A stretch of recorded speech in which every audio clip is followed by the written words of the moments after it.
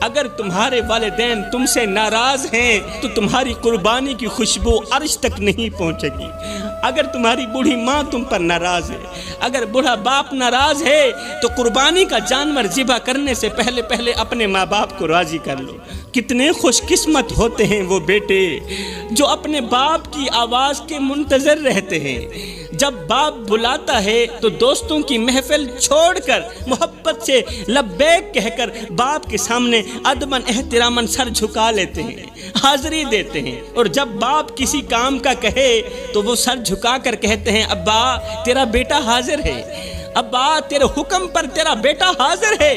یہ وہ بیٹے ہوتے ہیں جن کے سروں پر رب کی خاص رحمت ہوتی ہے، کیونکہ وہ جانتے ہیں کہ باپ صرف گھر کا فرد نہیں، وہ سائے جیسا تحفظ بھی ہے، وہ دعاؤں کا درخت بھی ہے، وہ رب کی رضا کا دروازہ بھی ہے۔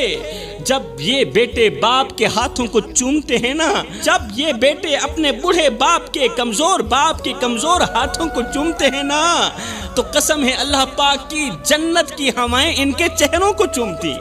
یہ بوڑھے باپ کے ہاتھ چوم رہے ہوتے ہیں اور جنت کی ہوائیں ان کی پیشانی چوم رہی ہوتی، جنت کی ہوائیں ان کے ہاتھ چوم رہی ہوتی۔ وہ بیٹا بہت ہی بدقسمت ہے جو باپ کے چپ رہنے کو خاموشی سمجھتا ہے۔ حالانکہ جب باپ بولنا چھوڑ دے تو سمجھ لو وہ بد دعاؤں میں بھی تمہارا نام نہیں لیتا، کیونکہ وہ رب سے کہتا ہے، وہ اللہ سے کہتا ہے یا اللہ میرا حساب اب تو ہی کرے گا۔ میرے بیٹے نے تو مجھے بولنے کے قابل ہی نہیں رکھا، میرے بیٹے نے تو مجھے سر اٹھا کر چلنے کے قابل ہی نہیں چھوڑا۔